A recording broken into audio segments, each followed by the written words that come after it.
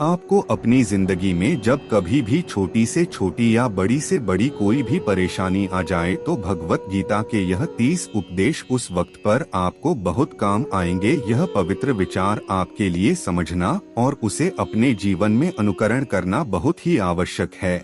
और यह 30 उपदेश 30 वे से शुरू होकर पहले उपदेश पर समाप्त होगी, इसलिए वीडियो को आखिर तक पूरा ध्यान से सुने ताकि आपके भी जीवन में कल्याण हो सके। गीता का 30वां उपदेश है अश्वम भुक्तव्यम कृतम कर्म शुभाशुभम। इसका मतलब है कि आपने कोई भी कर्म किया हो उसका फल आपको जरूर भोगना पड़ेगा। अगर आपने अच्छे कर्म किए हैं तो वह जाने अनजाने में किसी मुश्किल वक्त पर आपको वह अच्छे कर्म उस मुश्किल वक्त से बचा ही लेंगे। अगर आपने गलत कर्म किए हैं, पाप किया है, तो उसकी सजा भी आपको जरूर मिलेगी। तो इंसान कितना ही छुपकर कर्म करें, चाहे वह कितना ही चालाकी से कर्म करें, लेकिन कहते हैं ना उस परमात्मा के ईश्वर के चारों तरफ कैमरे लगे हुए हैं। हमारे एक एक कर्म पर वह प्रकृति वह परमात्मा अपनी दृष्टि बनाए रखते हैं। हमारे एक एक कदम का हिसाब होता है। इसे हम एक कहानी से समझाते हैं।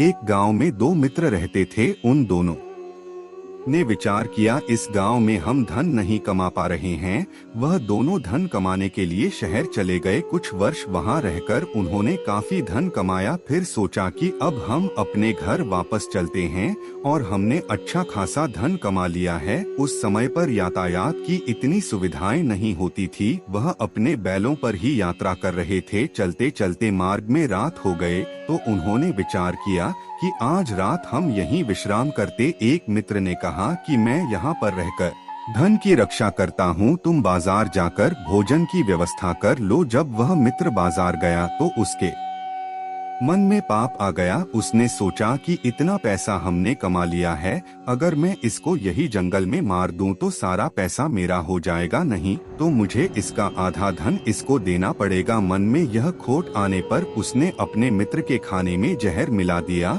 और जब वह खाना लेकर के अपने मित्र के पास गया, उसका मित्र वह जहर वाला खाना खाकर वहीं पर उसकी मृत्यु हो गई। वह व्यक्ति सारा धन लेकर के अपने घर वापस आ गया। फिर उसके घर में पुत्र ने जन्म लिया।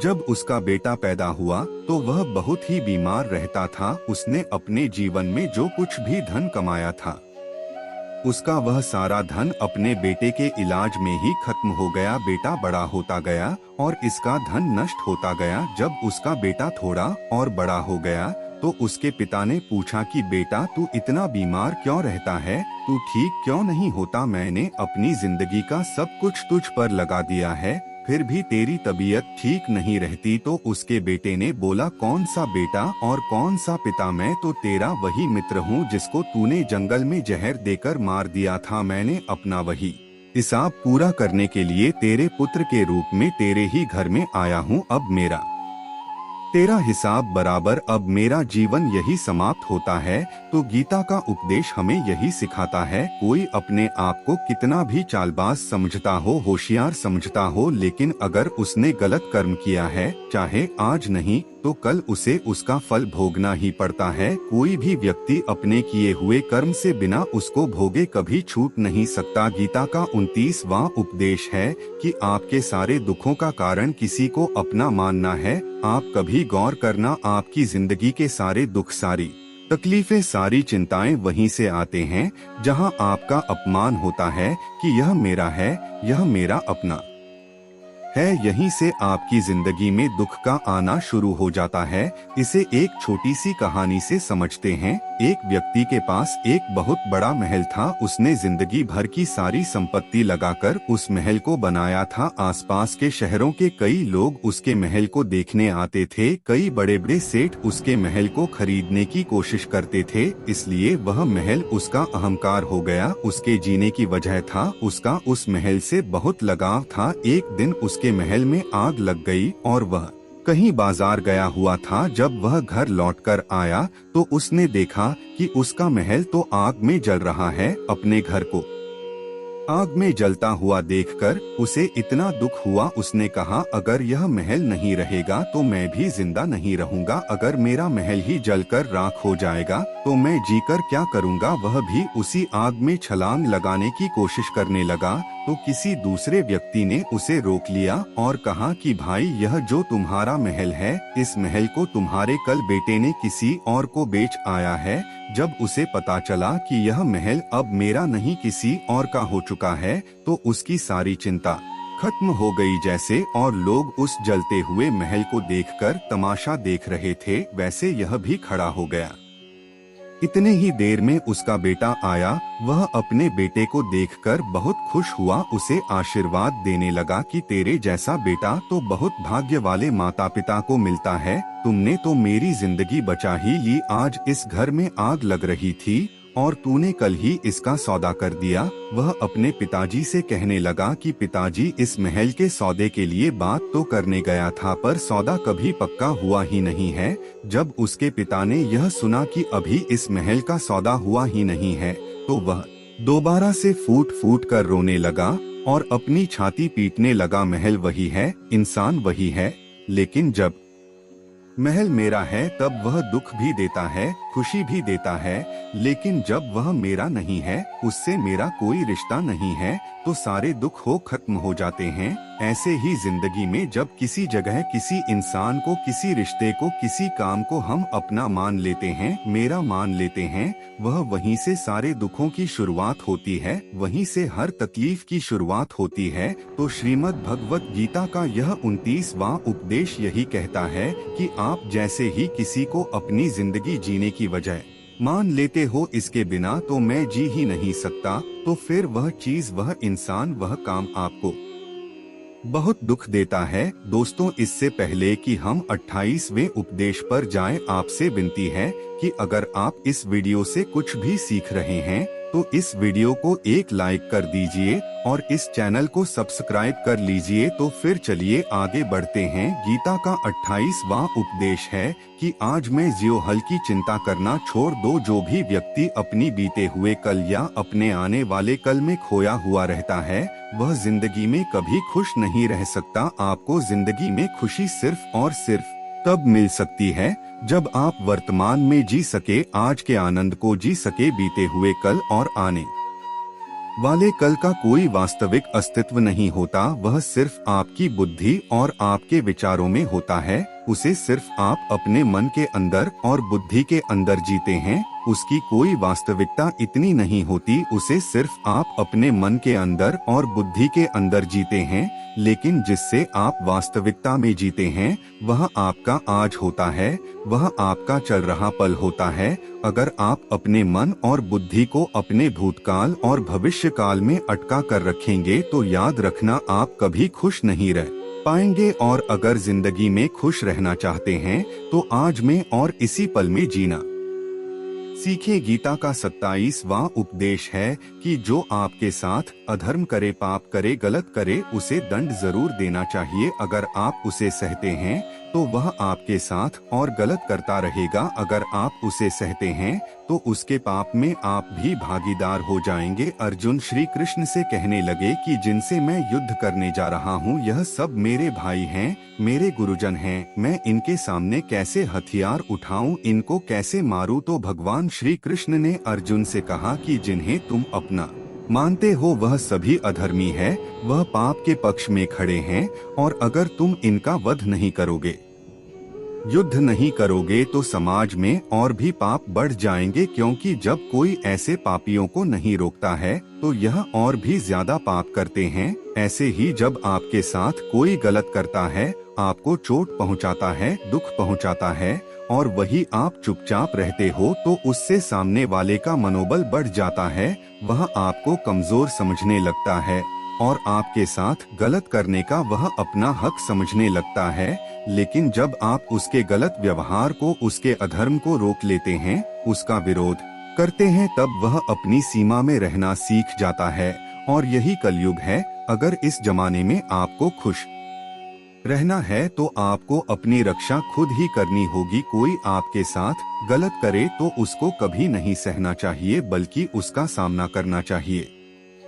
गीता का 26वां उपदेश है कि किसी से भी हद से ज्यादा मोह कभी नहीं करना चाहिए। जिससे भी आप सबसे ज्यादा मोह लगाओगे, देखना वह आपको अवश्य रुलाएगा। मोह की वजह से ही आप किसी के पीछे मरते रहते हैं। मोह की वजह से ही आपको कई बार अपमान भी सहना पड़ता है और कई लोगों को मोह की वजह से ही अपना अपमान दिखता भी नहीं है कि सामने वाला मेरी इज्जत तक नहीं कर रहा और मैं इसके पीछे मरा जा रहा हूँ। वह आपकी आंखों पर ऐसी पट्टी लगा देता है कि आपको सच और झूठ दिखाई ही नहीं देता। आपको किसी इंसान का चेहरा दिखाई नहीं देता। आप जो देखते हैं, जो सुनते हैं, उसी पर यकीन करने लगते हैं। फिर चाहे आपको कितना ही दर्द मिल रहा हो, अगर आप किसी इंसान को ठीक से समझना चाहते हैं, उसकी सच्चाई को जानना चाहते हैं, तो उसके लिए बहुत जरूरी है कि आप उसके मोह से जल्द बाहर आ जाएं। आपका मोह आपको दुख देता है। जिस दिन मोह खत्म, उस दिन आपको किसी भी रिश्ते से कोई दुख नहीं मिल सकता, क्योंकि आपको फिर कोई फर्क ही नहीं पड़ेगा। गीता का 25वां उपदेश यह है कि आप वह मत करो जो सभी करते हैं, बल्कि वह करो जो आपके लिए सही है। स्वधर्म निधन श्रेय भारत धर्मो भयावह। श्री कृष्ण ने अर्जुन से कहा कि एक जो ते कर्तव्य है, जो तेरे लिए सही है, जो तुझे करना चाहिए वह कर। तू कभी भी वह काम मत कर जो दुनिया कर रही। क्योंकि अर्जुन श्री कृष्ण से कहने लगा कि ऐसे भयंकर युद्ध में पड़ने से अच्छा है कि मैं सन्यासी बन जाऊं। तो श्री कृष्ण ने अर्जुन से कहा कि सन्यासी बनना तेरा कर्म नहीं है, तेरा धर्म नहीं है। क्षत्रिय है तू कर्म और तेरा धर्म यही है कि तू अधर्म का नाश कर, धर्म की रक्षा कर। ऐसे ही हर इंसान का एक अलग कर्तव्य होता है, एक अलग ही मार्ग होता है। तो कभी भी उस मार्ग पर मत जाना जहां सारी भीड़ जा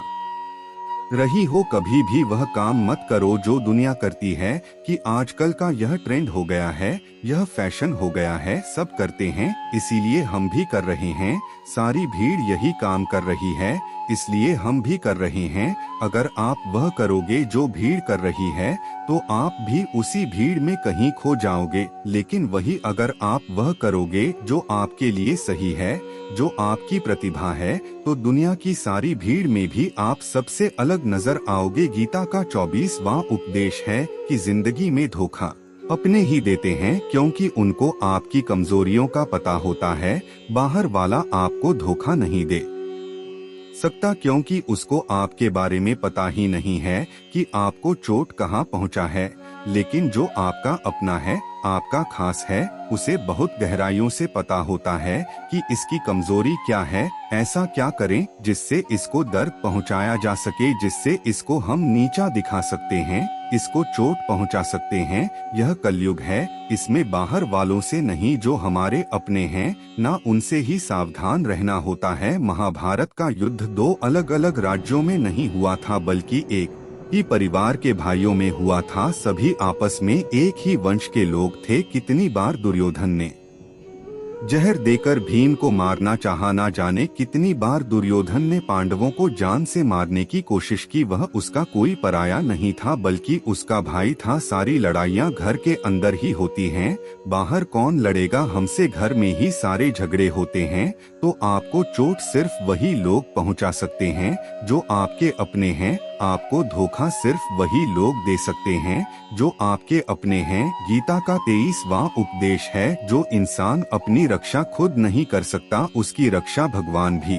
नहीं कर सकते। श्री कृष्ण अर्जुन से कहते हैं कि तस्मा सर्वेश कालेश मामनुस मर्युद धच, यानी कि हे अर्जुन, तू हर काल में मेरा स्मरण करते रहना और युद्ध भी करते रहना। तो अर्जुन ने श्री कृष्ण से पूछा कि यह युद्ध तो कुछ ही दिनों में समाप्त हो जाएगा, लेकिन आप कह रहे हैं कि तू हमेशा मेरा स्मरण करते रहना और युद्ध करते रहना। हमेशा युद्ध करने का क्या मतलब है? तो श्री कृष्ण ने अर्जुन से कहा कि यह जिंदगी ही रणभूमि है, इस जीवन में सुख दुख आते ही रहेंगे और तुझे उनका डट के मुकाबला करना है। श्री कृष्ण ने यह नहीं कहा कि तू चुप करके बैठ जाना और मैं लड़ाई करूंगा। बहुत गहराई है गीता के ज्ञान में।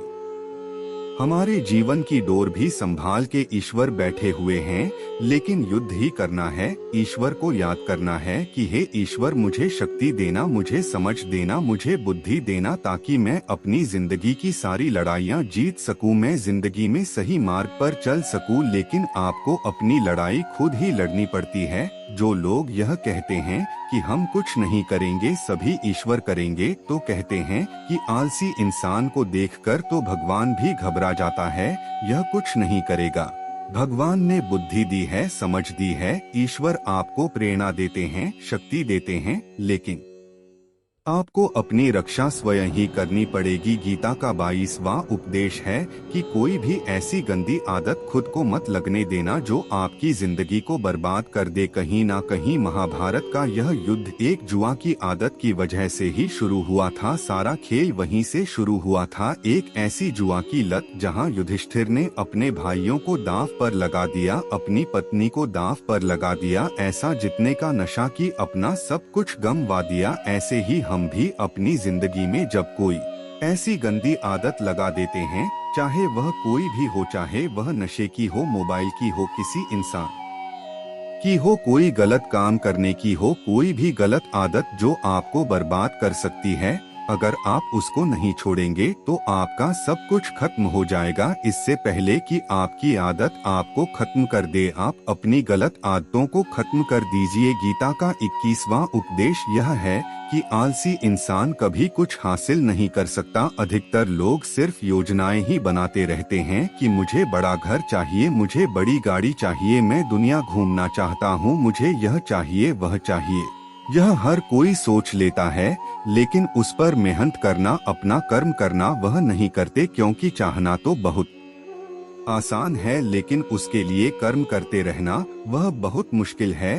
हर कोई चाहता है कि मेरा शरीर फिट हो, लेकिन उसके लिए एक्सरसाइज करना वह आपको ही करना होगा। जो इंसान आलसी बनकर बैठा रहता है तो उसे ना ही अच्छा शरीर मिलता है और ना ही अच्छा जीवन मिलता है। तो अगर जिंदगी में कुछ पाना चाहते हो तो आलस्य को अपनी जिंदगी से दूर कर देना। आलस्य के चलते ही आपको कुछ मिलने वाला तो नहीं, लेकिन जो आपके पास है ना वह भी गवा दोगे। गीता का 20वां उपदेश यह है कि जिंदगी में अगर खुशी चाहते हो तो मन की गुलामी को त्याग कर दो। कई लोग कहते हैं कि हम करना तो बहुत कुछ चाहते हैं, लेकिन कुछ कर ही नहीं पाते। पता भी सब कुछ है कि क्या करने से हमारी जिंदगी बह हो सकती है, क्या चीज है जो हमको नुकसान पहुंचा रही है, लेकिन फिर भी कुछ कर नहीं पाते। समझते सब कुछ है, लेकिन समझकर भी चाहकर भी कुछ कर ही नहीं पाते। वह इसलिए होता है क्योंकि आप अपने मन के गुलाम बन चुके हो। लोग तो अपनी जीभ का भी स्वाद तक नहीं छोड़ पाते, फिर कहते हैं कि हम पतले नहीं हो पाते, फिट नहीं हो पाते, सक्सेस नहीं मिल रही है, क्योंकि जो आपको करना चाहिए आप वो करते नहीं है। आपका मन सब कुछ समझकर भी आपको वह करने ही नहीं देता। इसलिए जिंदगी में अगर आगे बढ़ना है तो अपने मन के अनुसार चलना छोड़ दो। जो आपके यह सही है वही आपको करना चाहिए। गीता का 19वां उपदेश यह है कि जो आपका है वह आपको मिलक ही रहेगा, और जो नहीं मिला है उसके लिए रोना छोड़ दो। आप जिसके लिए जितना रोगे वह चीज आपसे उतना ही दूर चली जाएगी, और जो चीज आपकी सच में है वह कहीं ना कहीं से आपके पास जरूर पहुंच जाएगी। इसलिए जो आपको जिंदगी में हासिल नहीं हो रहा है, हासिल नहीं हुआ है, उसका पछतावा करना, उसके लिए रोना आपको बिल्कुल बंद कर देना। गीता का 8वां उपदेश है कि जीवन में वैसे तो लड़ाई झगड़े से बचना चाहिए, लेकिन जब बात आपके चरित्र, सम्मान और अधिकार की हो तो लड़ना भी चाहिए। अर्जुन भी महाभारत का युद्ध करना नहीं चाहते थे, क्योंकि सामने उसके अपने खड़े थे, लेकिन श्री कृष्ण ने उन्हें उपदेश दिया कि यहाँ पर बात लड़ाई की नहीं है, तेरे सम्मान की है, तेरे चरित्र की है, तेरे अधिकार की है। जो द्रौपदी के साथ कौरवों ने भरी सभा में अपमान किया, उसे नग्न करने की कोशिश की, इतना बड़ा अधर्म किया, वह तुम्हें कभी नहीं सहना चाहिए। इसलिए बात जब आपके चरित्र पर आ जाए आपके सम्मान पर आ जाए तो चाहे वह अपना ही क्यों ना हो, आपको उसके साथ अवश्य ही लड़ना चाहिए। गीता का 7वां उपदेश है कि चाहे कितना भी बुरा वक्त आ जाए, लेकिन जो इंसान जिंदगी में कभी हिम्मत नहीं हारता वह सब कुछ हासिल कर सकता है। जब पांडव लोग जुए में सब कुछ हार गए, उनको 12 साल के लिए वनवास मिला और एक साल के लिए अज्ञातवास। वह भिक्षा मांग के अपनी जिंदगी को पालते थे, भयानक जानवरों के बीच जंगलों में भटकते रहते थे, लेकिन इतना मुश्किल वक्त झेलने के बाद भी आखिर में विजय उन्हीं की हुई, क्योंकि उन्होंने अपने अंदर कभी हिम्मत नहीं खोई। ऐसे ही आपकी जिंदगी में कितना ही मुश्किल वक्त क्यों ना आ जाए, लेकिन आपके अंदर अगर हिम्मत है तो जीत आपकी अवश्य होगी। गीता का 6वां उपदेश है कि जो किसी और का है उस पर कभी अधिकार अपना नहीं जमाना चाहिए, कभी कब्जा नहीं करना चाहिए। जब शकुनी ने षड्यंत्र करके पांडवों को हस्तिनापुर से अलग करवा दिया, एक राज्य दे दिया जहाँ की भूमि भी बंजर थी, जहाँ और कुछ नहीं हो सकता था, लेकिन पांडवों ने उस शहर को इतना सुंदर बना दिया, इतना वैभवशाली बना दिया कि हस्तिनापुर भी उसके आगे फीका लगने लगा।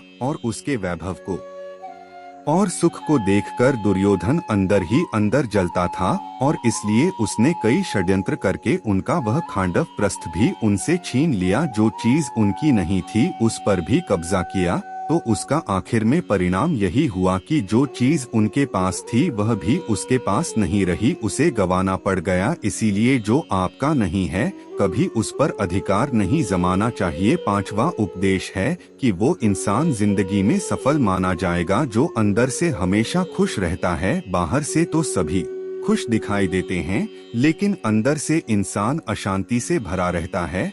बहुत पैसा कमा लिया, कामयाबी हासिल कर ली, लेकिन वह कामयाबी असली नहीं। असली कामयाबी तब मानी जाएगी जब आपका मन खुश रहता हो। गीता का 4वां उद्देश्य यह है कि आप जैसा अन्न खाओगे वैसा ही आपका मन और आपकी बुद्धि होगी। अब वैसा ही कर्म करोगे और वैसा ही आचरण करोगे। सात्विक अन्न खाओगे तो आपका मन भी सात्विक होगा, सात्विक व्यवहार भी करोगे, सोच भी आपकी अच्छी होगी। श्री कृष्ण ने भागवत गीता में सात्विक, राजसी और तामसी इन तीनों आहार का विस्तार से वर्णन किया है कि क्या खाना चाहिए क्या नहीं खाना चाहिए, पर इसका निचोड़ यही है कि जो मनुष्य सात्विकता से भोजन करता है उसे जीवन में सुख और शांति अवश्य मिलते हैं। गीता का 3रा उपदेश है कि बुरा इंसान कभी अपनी बुराई नहीं छोड़ेगा, चाहे आप उसके साथ कितना भी अच्छा चलो वह आपको तकलीफें अवश्य ही देगा। इसलिए जो जैसा है आप उसके साथ वैसा ही व्यवहार करें। बुरे इंसान के साथ आप कितना भी अच्छा बन जाओ वह कभी अच्छा नहीं बनने वाला। दुर्योधन जंगल में पांडवों को मारने के लिए गया था, लेकिन वहाँ पर भी लोगों ने दुर्योधन को पकड़ लिया। उसका मित्र कर्ण भी उसे छोड़कर भाग गया। वह भीमा दुर्योधन को मार देना चाहते थे, लेकिन युधिष्ठिर अपने भाई की रक्षा करने के लिए वहां पहुंच गया और उसके जीवन की रक्षा की। लेकिन उसके बाद क्या हुआ, वह हमेशा पांडवों को नुकसान ही करता रहा। इसलिए अगर कोई इंसान बुरा है उसके साथ आप ज्यादा अच्छा बनने की कोशिश ना करो। जो जैसा है उसके साथ वैसा ही व्यवहार करो। गीता का 2रा उपदेश है कि मृत्यु से डरना व्यर्थ है। हर व्यक्ति के मन में मृत्यु का भय होता है। इस संसार का जब से निर्माण हुआ है तब से जन्म मृत्यु का चक्र चला आ रहा है।